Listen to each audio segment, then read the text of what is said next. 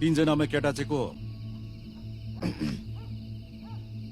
उहाँ हजुर, हामी सबैको एकमात्र आश लाग्दो युवा नेता श्री गोविन्द सुब्बा। उहाँ एक दिन मन्त्री हुने पक्का छ हजुर। नाथे मन्त्री भएर के नापिन्छ? उमेरमा लौसर जानु छैन?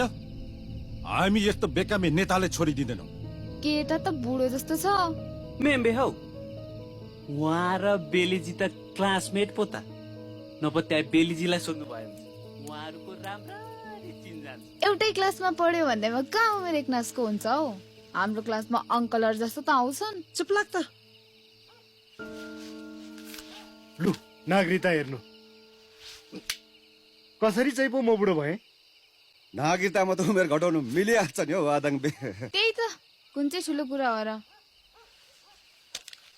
यो मेरो नागरिकता चाहिँ किर्ते हो। लु राम्ररी हेर्नु। ल यो मान्छे बुढो भनेको त थोते पनि रहेछ। यस्तो थोतेले कसरी छोडिदिनु हौ? के सम्झेर आएको? तिमीहरू खुरुक्क उठेर जान्छौ कि लडी मुङ्गो ल? ए बेली गाउँमा आज म मान्छे